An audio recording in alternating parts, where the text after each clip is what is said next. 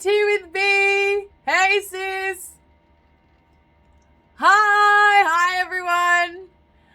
All right, today, Tea with B, we are talking PTSD. I'm going to try my best this time to stick to the topic. I'll try and answer your questions in and out. We've only got about half an hour to work with today, guys. So I'm going to try and yell us through the stuff. Okay, so for anyone that's joining and doesn't know what PTSD is, I'll just quickly tell you guys in advance. It's an acronym that stands for post-traumatic stress disorder. So if you guys have any questions and you want to kick-start it off with that, feel free to send them in and I'll try and answer them. And then I'll try in the other half of the live to answer some of your DMs. Let's see. Hi, Nancy. Hi, B. Oh my gosh. Some of your comments I cannot read out loud on the live, let me tell you. Okay, Kareem's asked, I'll answer a question to start with. Kareem's asked about what I mean when I say my dad wasn't around, but it wasn't through any fault of his own. So for context, that's just because my parents got a divorce. My mum took issue with my father being around, so she didn't really allow it. There's obviously more to it than her just simply not allowing it, but in short, she didn't allow my dad to be around very easily. All right, let's swipe down. Turn the heater off because I'm sure it's really loud for you guys. Okay, first question about PTSD. Hey, we're staying on the topic today, guys. Did you know that you had PTSD before your diagnosis, or were you in denial? Okay, so two-part question. I wasn't in denial because I wasn't even aware as an idea, let alone a diagnosis, that I had it. I didn't even know what PTSD was. So where I found out actually once I went and sought professional help, and then I was told, hey, by the way, this is what you have. And the only reason I went and sought the professional help was because my uncle brought it to my attention. So I got triggered. Now I know that was what was happening, but prior to that instance, I had no idea what PTSD was. You often hear the term, and I think it's important for me to talk about this, you often hear the term triggered being used really regularly and easily in society, but in the context of PTSD, it's quite a serious thing. You'll often hear people saying something like, oh my god, that really triggers me. But to have an actual trauma trigger is an entirely different story. So this specific example, I won't go into a whole lot of context because it's kind of a bit sad to talk about on a live, but this particular scenario involved a dog. And I remember I love dogs. Even until now, I absolutely adore dogs. They're one of my favorite pets that you could have. And I've just rested the tea on my lap because I've forgotten to actually pour it. I left it on my lap. But anyway, I noticed that I was getting an overwhelming sense of sadness as a result of this dog. Now, I was having guesses as to what was going on. I was kind of figuring it out, but I wasn't really 100% sure. And it was about, let's say, 11 p.m. at nighttime, and I was sitting upstairs in my lounge room, and I decided to write this big message to my father, my sister, my uncle, and my auntie. Now this is on my Irish side, my father's side, explaining why I had to get rid of the dog. And I felt incredibly guilty because it made me feel like a bad person. It made me feel like a bad dog mom. But I just felt like it was the right thing to do, and I couldn't explain why. I sent off this message, but naturally it was really late at night, so it wasn't something that I expected people to give me a reply to until the next day.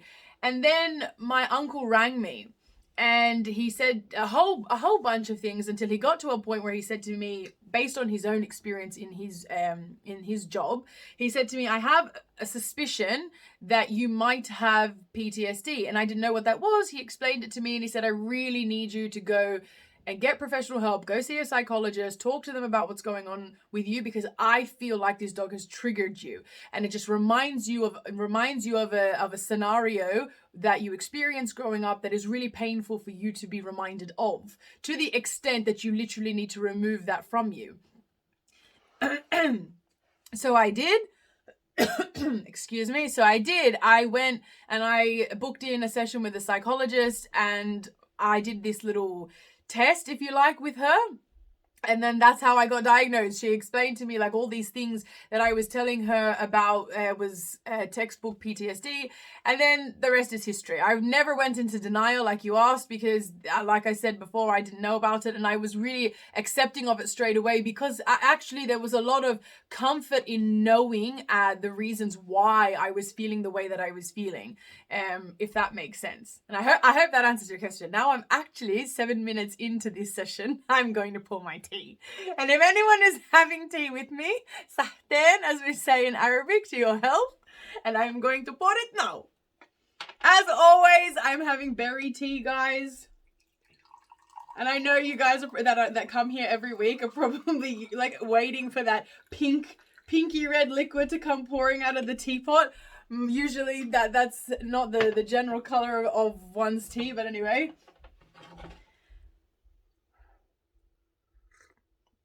Yeah. All right. It's a bit hot, so we'll let it cool down a bit. Okay. Let's swipe down in case I've missed a bit of anything. All right. Hi, Luna. You just wanted to say that you're very thankful for my content. My question about PTSD is how to open up to your therapist if there are some embarrassing situations. So the beauty of a therapist, the beauty of going and seeking professional help is in the fact that it's a third party. So I guess this is obviously my own personal experience, and I don't expect everyone to feel the same way, but I guess you should find comfort in knowing that this person doesn't know you, first of all. So it's not like there's any personal relationship there. And then second of all, they're a professional. You should find comfort in knowing that this is their job. And actually the sad reality is they most likely hear really sad, embarrassing, traumatic stories all the time. So and of course I can empathize with why, but you finding it difficult to go and open up about these confronting situations with your therapist, be it because they're, like you mentioned, embarrassing, whilst it's totally normal, there should be a comfort found in the fact that you don't know them, there's no relationship there, and if at all, it should just be on a professional basis. And then therefore, the fact that they're a professional means that they should have the intellectual equipment, mentally speaking, to help you. So I know that's easier said than done. I'll be vulnerable with you guys for a minute. I remember the first time I had to open up about my most traumatic moments with my psychologist. I completely couldn't handle it. I think I paid for a session where half of it was me crying in a room. I very much remember walking out going, well, that was traumatic too. I had to pay to cry in front of someone. Brilliant. Fantastic. Oh, but listen, if anyone's confused as to why I'm laughing, it's a coping mechanism. I promise you, I'm not the crazy, maybe a shui, but it's a coping mechanism. I am still very much all good. But yeah, it might be really difficult at first opening up about trauma to a psychologist, naturally. But in my experience, perhaps this isn't everyone's, but in my experience, it gets easier once you build that professional relationship with your therapist. And eventually, those embarrassing situations, you'll start to realize they're probably not embarrassing on your account. Whatever it is that you're feeling that first-hand embarrassment for, you probably don't need to be feeling that. I would hazard a guess, if you're talking about a situation like you mentioned is revolving around PTSD, it's probably not for you to feel embarrassed. It's probably the fault of the person causing that PTSD that should be embarrassed. So again, I guess you could find comfort in that. Hi, Luna. I think we have 2 Lunas in here. Wow. It's just an unusual name. I don't usually see it outside of Harry Potter. I love it. Okay. Hi, G. If I'm saying it wrong, I'm so sorry. What triggers your PTSD? Mine are places and people. Just their thought gets it going. I totally understand that. Broadly speaking, my triggers are anything that reminds me of my childhood. So, for example, I'm not very tolerant of people getting angry. People that are suddenly in any nature whatsoever aggressive, or their tone starts to become angry, irritated, any of that sort of sudden change in behavior, and especially when I can't justify it, especially when I'm not able to find reason for it, is a huge instant trigger. Also sudden things, so people coming out of nowhere, sudden loud noises, sudden presences, a sudden presence, sound like sudden presence, a sudden presence from someone, like me not expecting a person to just randomly just show up. Those things are quite, if I don't handle it quickly, are quite triggering. And actually, like you mentioned when you said before, just the thought, just having, usually thoughts 8 years after running away from home, I'm actually not too bad with thoughts, for the most part, but actually it's more talking about it. There are times when I just like having to verbally relive a traumatic experience is triggering, and then I just spiral, and I just can't catch myself in the spiral, and the PTSD kicks in, and I just need to instill my coping mechanisms, whatever need be at the time. So yeah, in terms of like what you said, when you're minor, you said minor places, people, just the thought gets it going. I would ask you, so what do you do in that scenario? Do you just have an avoidance coping mechanism? How do you handle that? Because I think it's always interesting to hear, especially for anybody that needs help, advice, etc., to hear what other people's coping mechanisms are. I've come on here, week after week, talking about what my coping mechanisms are, what my comforts, my day-to-day comforts are in coping with my trauma. But I think it's really good to hear other people's as well. PTSD I thought was depression getting worse. No, so alhamdulillah, I don't have depression. So I used to think that they, not necessarily what you were saying, sis, about how you thought it was depression getting worse. I used to think though that they went hand in hand. PTSD, it's literally just the mental side effects of a traumatic experience. So it can come from a multitude of scenarios. In my instance, it's from my child abuse.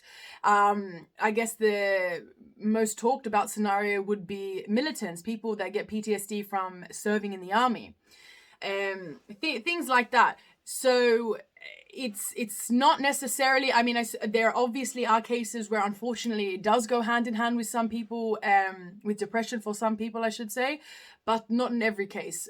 Like I said, for example, mine.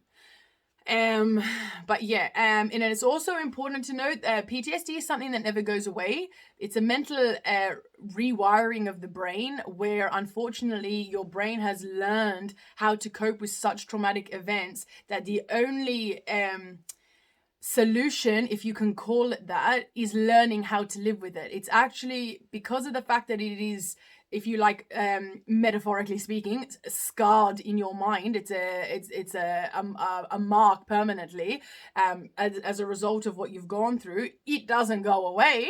It'd be nice if we were, in Hogwarts and we can just, remove those memories and put them away like Dumbledore did. But yeah, unfortunately we can't do that. Memories are there to stay. And yeah. I'm sorry. I know you're all laughing at me right now, but like I said, it's a coping mechanism.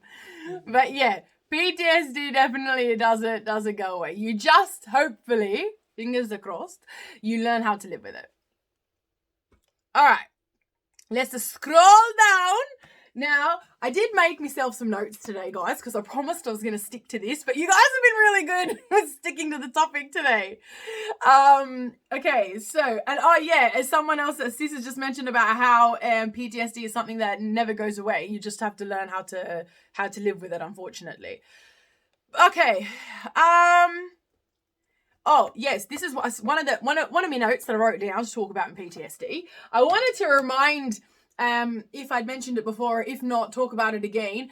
PTSD looks different in everyone, by the way. So For example, actually, PTSD can even look different within the one person over time. My PTSD first showed itself through nightmares. When I first ran away from home, I was having the exact same nightmare, night after night after night. I remember when I first moved in here, my grandfather used to come in.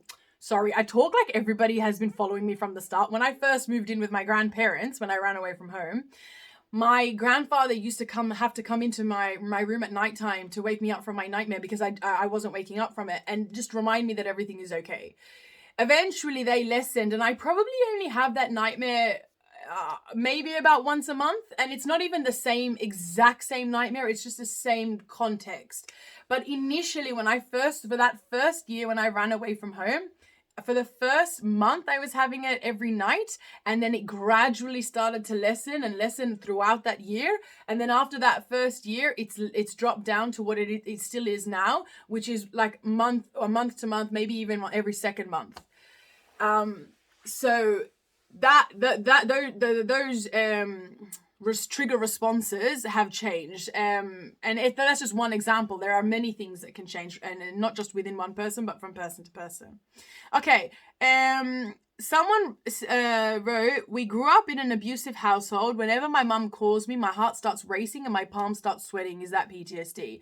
Look, I'm not a professional. I will never talk as if I am one, just to preface my statement.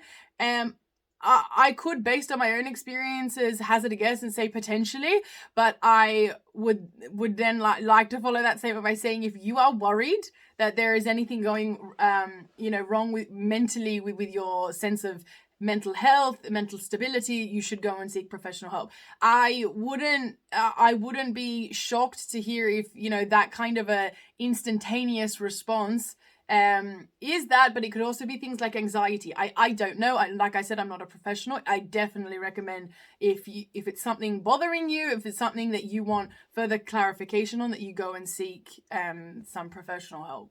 But I'm so sorry to read that.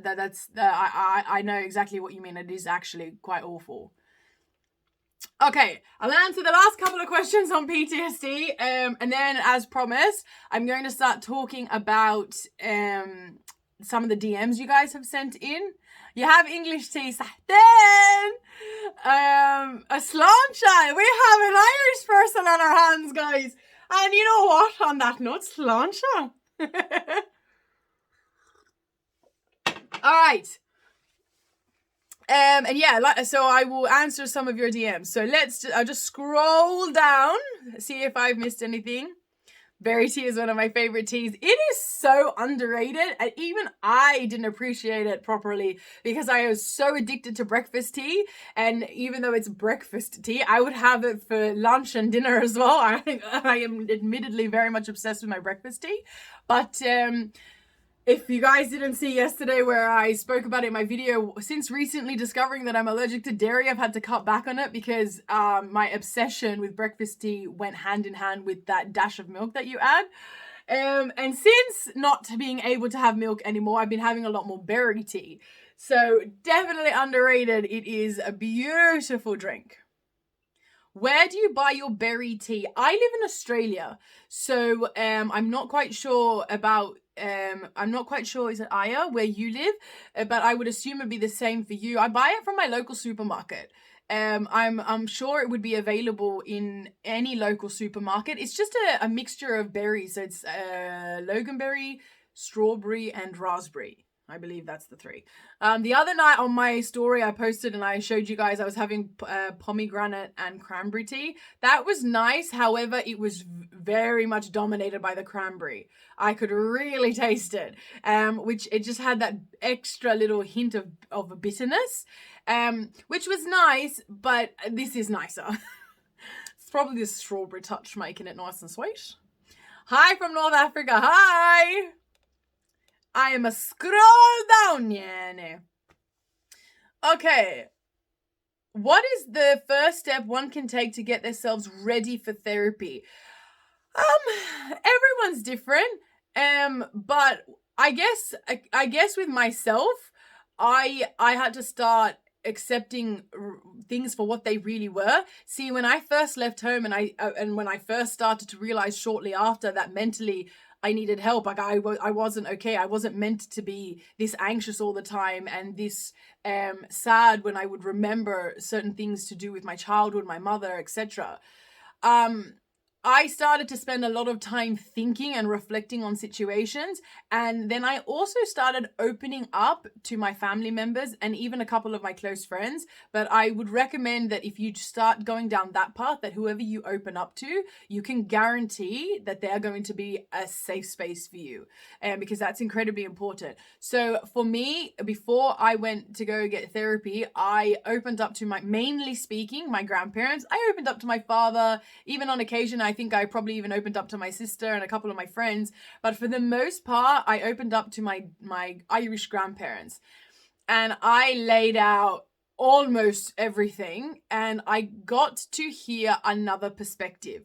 Because the thing is that when you go through an experience for example, the one like mine where it's involving family members, a lot of the time you tend to have self-inflicted guilt where you start to question whether or not you're being too dramatic. Maybe you're not seeing it as clearly as you should. So yes, like I said, it is good to self-reflect and think on your own, but it is also good to hear another perspective, to hear somebody else's opinion. I opened up to my grandparents. My grandparents started to give me their perspective. They started to tell me what they thought. And unfortunately, in my circumstances, they viewed the scenarios a lot worse than I was. If anything, I was being quite nice and empathetic of my perception of the situation, which in essence was actually quite a damaging thing for myself, because as I got older and as I sought more and more therapy and I started to accept reality for what it really was, only then did I actually start to A, grieve the loss of my childhood, and then B, start to accept how bad things really were. And it's not until you accept that you can start healing. I guess, like, to add on to that previous question, that was probably what I was in denial of. Initially, I think I was quite significantly in denial about how bad my childhood really was. And I was making excuses on so many accounts, I was agreeing with my mother that, culture was partly to blame, etc., or a whole bunch of more personal things that it's not appropriate to mention on the live, but other influences that people had on their behavior, if you get what I'm saying. It's just, I got to be a bit sensitive with how I talk on a live, guys, because otherwise it can get cancelled. So yeah, we're just got to be a bit careful. But yeah, and so I've opened up to my grandparents and I've gotten their perspective, and that helps me with my clarity in regards to my perception of the situation. So that is what I would recommend. I strongly recommend, actually, that you take some time to get another perspective from a safe space and get another angle. I know it's probably going to sound like it's just validation, but you know what? Validation isn't a bad thing. Society might portray this term of validation to be a bad thing. Not in every context is it. Sometimes it's really, really nice. It's very healthy to have your feelings validated. It's not a bad thing. Anyway, I'll scroll down. Where are we? Hi, Kenza. Hi. You're welcome, Luna. They're so special. Thank you. I'd be so proud to be your mom. Thank you for sharing your pain with us all. I have PT. Oh, Ruth. I think I do remember you. I think you've been following me for a while. I'm so sorry to hear that. I actually had no idea that you had PTSD yourself. I'm so sorry. I just wanted to thank you, Salma. You love my content. That's so sweet. Thank you. Okay. Let me see. My trigger is loud noises and being approached suddenly without notice. Yeah, that's literally what I was mentioning before. Loud noises. Oh my God. Loud noises. You know what the funniest thing about that statement, about that slip up, is the irony. Because me, with Captain Ryanitis over here, I had the loudest nose before I realized that I was allergic to dairy and that's what was causing the Ryanitis. I had the loudest nose, just trying to blow my nose to clear myself of all that, all the mucus. It was ridiculously loud. Anyway. Anyway, loud noises. I think for a lot of people with PTSD, that is quite a trigger, because of the fact that it's just the suddenness of it. You're not expecting it. You don't have time to prepare for it. So then your brain goes into an automatic defense mode out of the fear. So I definitely understand that one. I'm sorry to read that. Certain subjects like a miscarriage, babies in general, big bodies of water, all yes, exactly, yes. So people that have unfortunately gone through things like the loss of a child, miscarriage, people that have had accidents in water. So large puddles of water could be a trigger for someone. People that have unfortunately been through something like car accidents, that just getting back into a car can be a trigger. Triggers can be almost anything, really. It just depends on the nature of the trauma that someone has had to go through. Would you recommend going back to your abuser's home to get some of your possessions back? Absolutely not worth it. And you know what? I was going to pause here and go into DMs, but I'm going to answer that question because it is so dear to my heart. The day that I ran away from home, there was a huge back and forth between my family about this topic. Half my family wanted me to go, or maybe not half, but a few people in the family wanted me to go back to my mum to go grab my belongings. They wanted me, especially because at the time I was still in university, they wanted me to go get my textbooks, they wanted me to go get clothes, etc., right? And then the other half, if not probably I'd say actually the other 2/3, didn't want me to go back. First of all, upon reflection, with the hindsight that I now have, it would have been a bad idea in general, purely because of the fact that I would not, in any circumstance, would have been able to handle that. It is so difficult for someone to escape an abusive environment, whether it is abusive parents to a child, an abusive partner to the other partner. It is so difficult in the first place to get out. So then to immediately after have to go back in, that level of trauma would be unbearable. I remember when I ran away and my father picked me up from university and I was brought back to my home where I was going to be moving into. And I remember when the idea was brought up to me, hey, what do you think about going back and getting your stuff? And I panicked because in my mind at the time, especially when I hadn't done enough healing in order to feel strong enough and sure enough in my circumstances in terms of being safe, there is no way I thought I would make it back out. I thought if I go back there, I'm not getting out. And remember, for me, this is my 3rd time trying to run away from home. So I definitely did not think that if I just run away for the 3rd time and then went back to go and grab my stuff, that I would be getting back out. There's not a chance I would have thought my controlling mother was going to let me back out. So yeah, no, I don't recommend. These are possessions. Like now, unfortunately, if they are very valuable possessions, something that was suggested to me a few days later was you can call the police and have a police escort taken. But the thing is, you got to be able to prove that stuff is yours.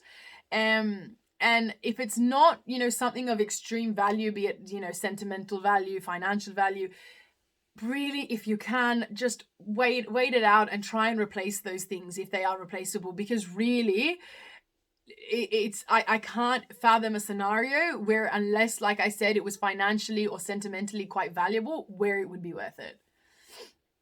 I hope that answers your question. I'm like you, I'm quite bright, bubbly, and friendly. Whereas if I'm triggered, I go really quiet, withdrawn, and I get social anxiety. I'm so sorry. I relate to that I really relate to that comment, actually, because we're not going to get emotional tonight. This is not happening. I relate to your comment so much. I am an incredibly bubbly person, and I have thought about why for so long. And I think it's because of the fact that when I reflect as an adult, I can easily reflect on what my life was just 8 years ago versus now. The gratitude, the overwhelming sense of gratitude that comes from the comparison between then and now is so gratifying and such a blessing inherently that you can't help but feel happy because you know what it was like not to be happy, right? However, all the side effects from the trauma, from the child abuse, results in you getting easily triggered. It results in that when the triggers do happen, you become instantaneously withdrawn as a result of that fear, the defense mechanism that kicks in. You go quiet because a lot of the time you're probably trying to just process what happened and rationalize with everything. You don't want to react in an unreasonable way because you know your PTSD triggers sometimes an unreasonable response. So you just go quiet and try to assess the situation. I totally get that. And then in the context of social anxiety, I like to call myself a raging extrovert, but I probably shouldn't, because I'm actually only extroverted in scenarios where I trust the people that I'm around. But the social anxiety definitely can kick in when you're in an environment where you don't trust people. I've been in the middle of a shopping center and been left alone and burst into tears because I just felt suddenly, instantaneously so overwhelmed by having to just be comfortable being by myself in an area, in an environment where I didn't know anyone, I didn't trust anything, and I just burst. I have no shame in admitting that now that I understand it. It's all part and parcel of the PTSD, unfortunately.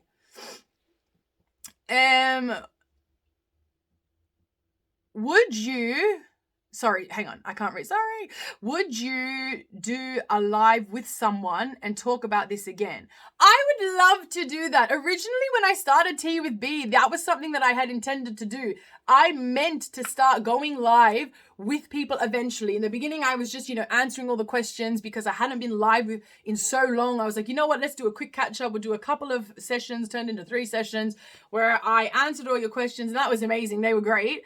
And then, excuse me, now I'm more than happy to eventually start going live with people, but I'll have to organize that in advance so I can plan it out, if that makes sense. I love your golden snitch choker. I'm wearing the exact same one right now.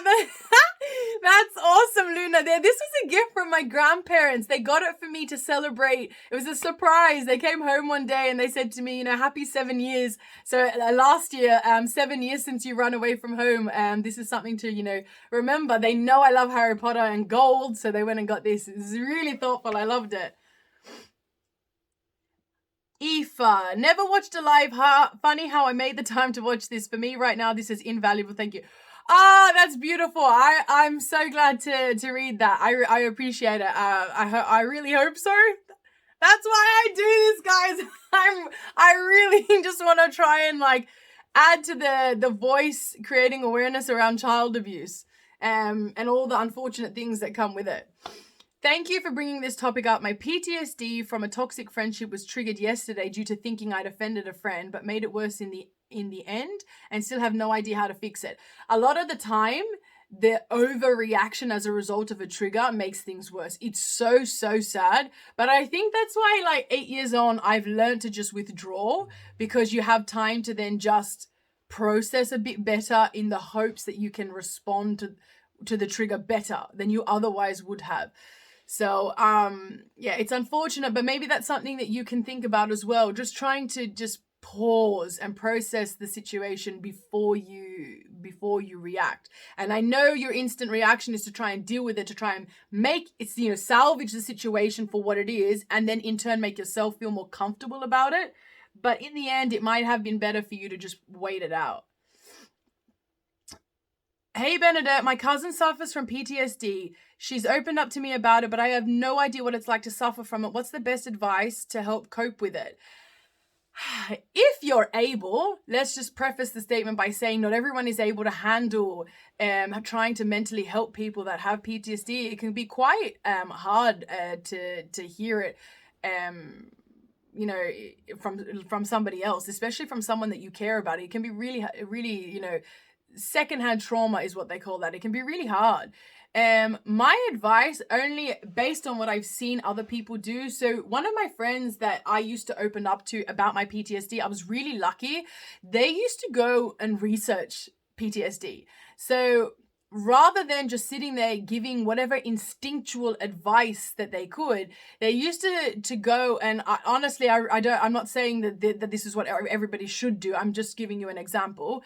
They used to go and do quick, 10 minute little bits of research on YouTube, or read articles on the internet about how you can respond to people with PTSD. Because the thing is, people with PTSD, a generic standardized approach is actually probably really bad in most scenarios. So if somebody is withdrawn, if something happens and the response is for them to be withdrawn, I would assume in many scenarios people would get irritated by that, because they would not understand why this person has all of a sudden gone quiet. It can look like they're trying to,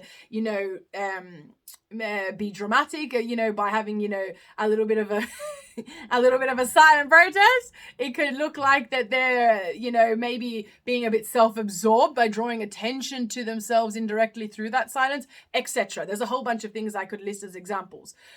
But that is not the case. It is a coping mechanism for people with PTSD. It is a defense mechanism. So just, doing that little bit of heartfelt research to just try and understand it better, first of all, and then try to learn how to respond and handle it is really sweet. So if you're actively agreeing to try and be there for a friend that's opening up to you, jump on YouTube. YouTube is one of the most amazing resources when it comes to learning. So just jump on YouTube and see what you can find. You might find just quick, videos that are only a few minutes long that go through simple step approaches and things like that.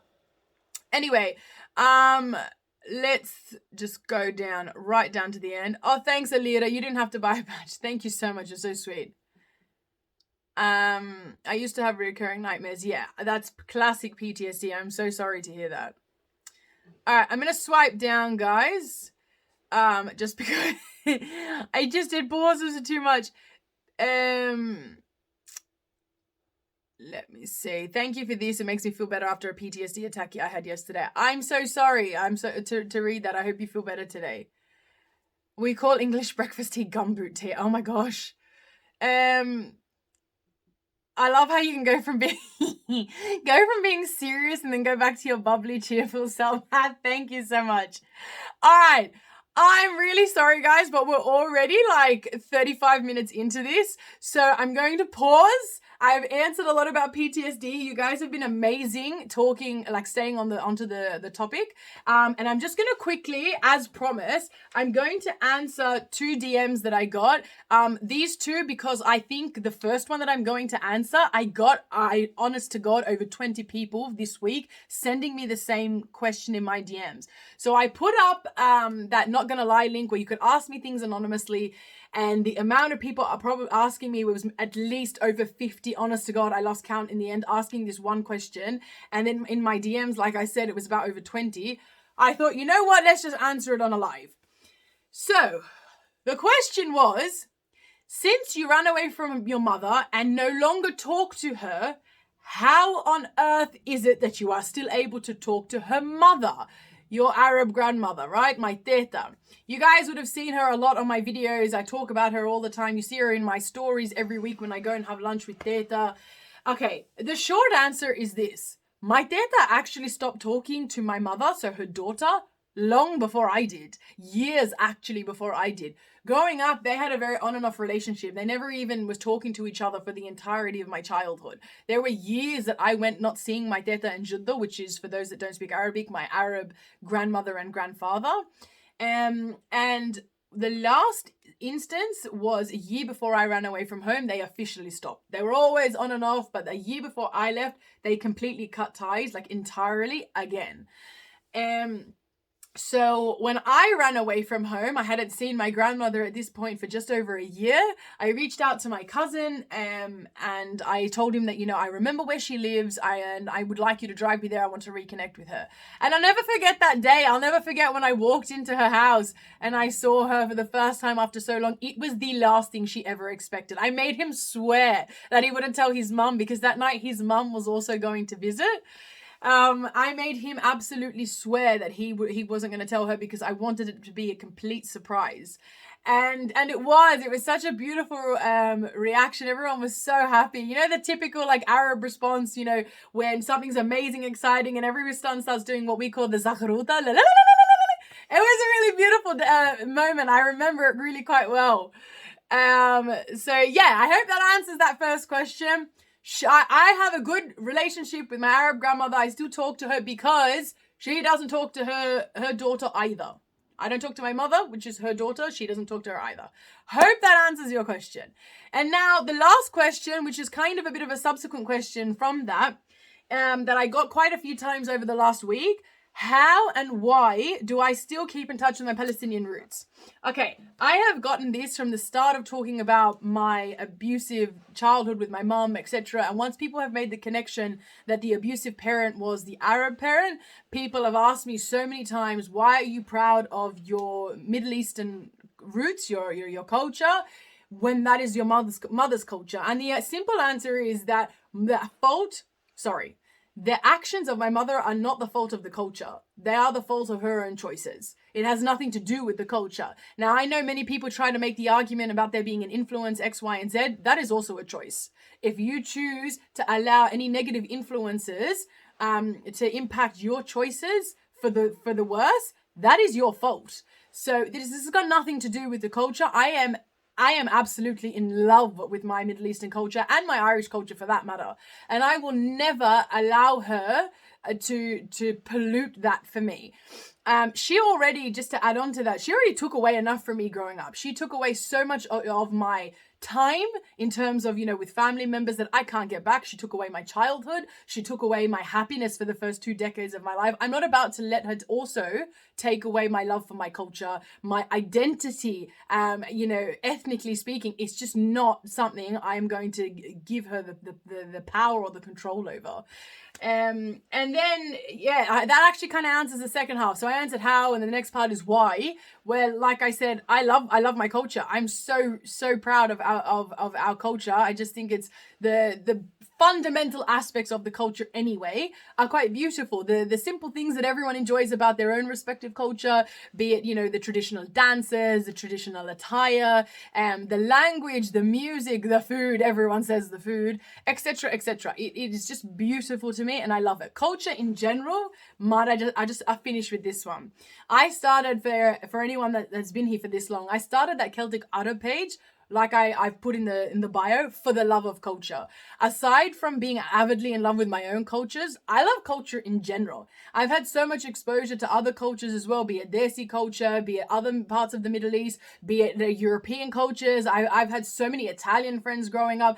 I had a huge exposure to Italian culture when I was in high school because it was my electives that I kept from start to finish. I did Italian throughout high school. I loved it. Culture to me is just such a vicarious way of traveling when you study it. I couldn't afford to travel growing up, not that I was allowed to, but I couldn't afford it either. So escaping through my Italian textbooks, my Italian classroom, that vicarious nature of learning about another culture is just so beautiful and it's never left me. I love culture in general. So that should very much answer your question in utter depth. And it is now definitely time to go, my loves. It is now 9:45. I've been on here for now 40 minutes and I said I only had a half hour to play with. So we're 10 minutes over, guys. You guys have been amazing. I just realized today's tea didn't happen. But you guys have been amazing. We really stayed on topic today, which was awesome. I hope anything that I said was of good use or advice to anyone that needs it. I appreciate you guys coming and joining. And I will see you guys next week. Now, in advance, I am 90% sure that this live, Tea with B, will be moved to Thursday next week because I'll have work. So it'll just be moved. But I'll confirm all of that closer to the day. Apologies if I didn't answer your questions. I'm not ignoring you. I just can't keep up with all the comments. But same time next week, probably not Thursday, same time on a different day next week. And please, if you're free and able, come and ask those questions again, join, and I'll try and answer you next time. Thank you so much, guys. Inshallah, you all have a beautiful day, night, wherever you are in the world. Yalla, goodbye, guys.